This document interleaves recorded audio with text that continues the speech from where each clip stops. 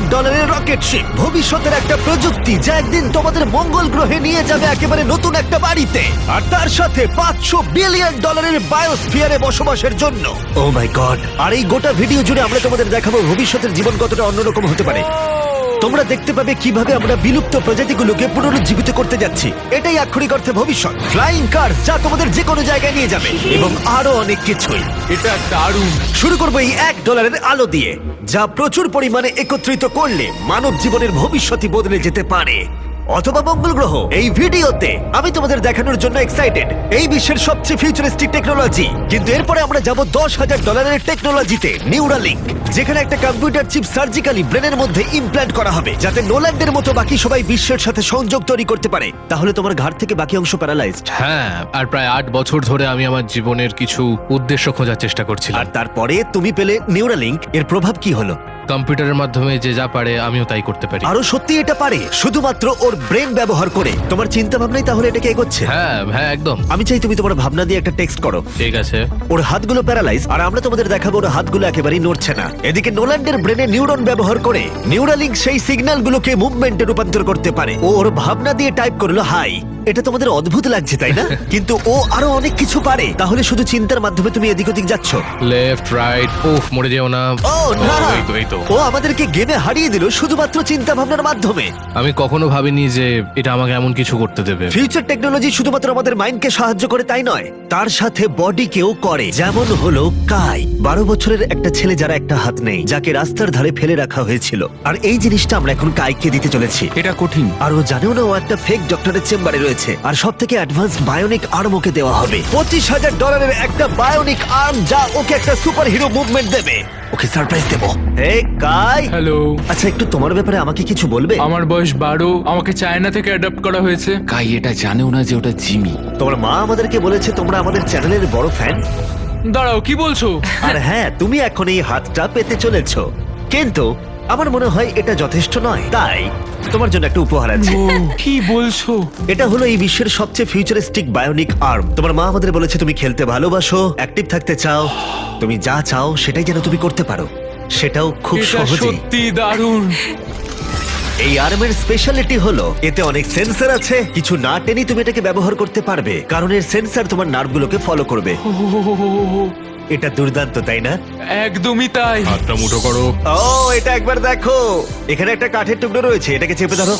এই তো, এটা দুর্দান্ত, তাই না? তুমি কি আমার সাথে হাত মেলাতে চাইবে? এটা দারুণ। খুব ভালো, এটা একবার দেখো। আর অবশ্যই তুমি যদি এই বিচ ফ্রেমিংটা না চাও, এটা তুমি খুলে দিতে পারো। না, তাহলে আমি থাকবে এটা না। রাখবো।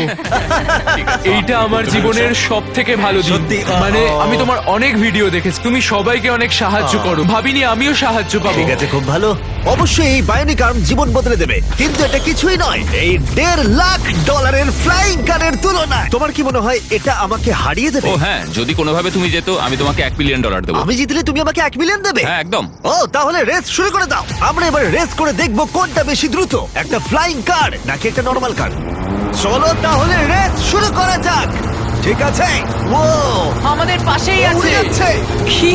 ও কি সমুদ্র পেরিয়ে যাবে এবার? হ্যাঁ, ও রাস্তার কোনো দরকার নেই। এটা চিটিং। যেহেতু এটা একটা ট্রু টেস্ট, সমস্ত ট্রাফিক আমাদের মানতে হবে। দেখো, স্টপ সাইনে আমাদের থামতে হবে। এবার আমরা যাব, কিন্তু এর পরিবর্তে ফ্লাইং কার সোজা বেরিয়ে যাবে। এটার কারণেই এর সম্পর্কে মানুষ ভবিষ্যতে ভাবছে ফ্লাইং কার সব সময়ই এগিয়ে থাকবে। দাঁড়াও, আমি ওকে দেখতে ও, পাচ্ছি। ওকে দেখো। দেখো, অর্ধেকটা চলে গেল। কি আমরা করে? সবাই শুরু করেছি মাত্র আমাদের এখন। তাড়াতাড়ি যেতে হবে। ভাবতে পারছো প্রতিদিন তোমরা কতটা সময় বাঁচাতে পারবে যদি তোমরা এইভাবে কাজ করতে পারো? কারণ তুমি গাড়ি চালানোর বদলে সোজা গাড়ি নিয়ে উড়ে আমি যাবে। 1 বছরে 1000 ঘন্টা বাঁচাবো। হয়তো 1 বছরও নয়। আমি হিসেব করে বলি। এই $1.5 ফ্লাইং কারের কোনো তুলনাই চলে না এই $1 বিলিয়ন রকেট শিপের সাথে, যেটা আমরা পরে দেখব। এটা তো সবে শুরু। এটা কি তাড়াতাড়ি এখানে চলে এলো? এদিকে এসো। ও ও গড, আমি ভুলে গেছিলাম আমরা পিছিয়ে আছি। জিমি এখন অনেকটাই পিছিয়ে রয়েছে। জিমি, আমার মনে হয় তোমার $1 মিলিয়ন গেল। হ্যাঁ, সৌভাগ্যবশত আমি বলিনি ও জিতলে আমি $1 মিলিয়ন দেব, বদলে ও বলেছে আমাকে $1 মিলিয়ন দেবে। আমাকে দেখতে হবে আমি যেন কাউকে ধাক্কা না মারি। আরে, ও তো চলে এসেছে। তুমি কতক্ষণ আগে এসেছো? 10 মিনিট। তুমি এখানে 10 মিনিট আগে এসেছো? ও মাই গড, এটার সম্পর্কে আমি জানি না, কিন্তু একদিন অবশ্যই এটা আমি চালাবো। আর যদি তুমি ভবিষ্যতের দিকে না তাকাও, তাহলে একবার এই জেট প্যাকটা ব্যবহার করে দেখতে পারো। এবার যার মূল্য হলো $500 মিলিয়ন। এই জেট প্যাকটা ঘন্টায় 80 মাইল গতিতে উঠতে পারে এবং 3 মাইলের রেঞ্জের সাথে সব থেকে দ্রুত কাজে পৌঁছতে হলে এটাই দরকার। কাজ করে ভালো লাগছে। তুমি পেরেছো জন্য ভালো লাগলো। ভবিষ্যতের পরিবহন শুধুমাত্র আকাশেই নয়, এটা মাটিতেও হতে চলেছে। আর $1 মিলিয়ন বদলে আমরা পেয়েছি বিশ্বের দ্রুততম গাড়ি, আর আমি এখন এটাকে ড্রাইভ করব। আর এটা শুধুমাত্র বিশ্বের দ্রুততম গাড়ি নয়, ও মাই গড, এটা কত তাড়াতাড়ি গতি বাড়ায়! এতে এত বেশি সাকশন আছে যেটা উল্টো দিকেও চলতে পারে। ও ঠিক আছে, ও মাই গড, জিমি এখন উল্টে যাচ্ছে, দেখো একবার ওকে। এটা সত্যি ভয়ানক, কিন্তু এটা নর্মাল গাড়িতে থাকার থেকে বেশি ভয়ানক নয়। এটা পাগলামো। ও এখন গ্র্যাভিটির বিরুদ্ধে যাচ্ছে। ও এবার মনে হচ্ছে আস্তে আস্তে আমার মাথায় এবার রক্ত উঠে যাবে।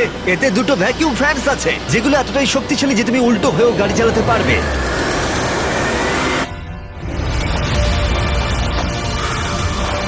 এটা খুব বেশি দূরে নয়, আর এর 10 গুণ মূল্য দিলে মার্সিডিজ তোমাকে উপহার দেবে একটা কনসেপ্ট কার যার মূল্য হলো $10 মিলিয়ন।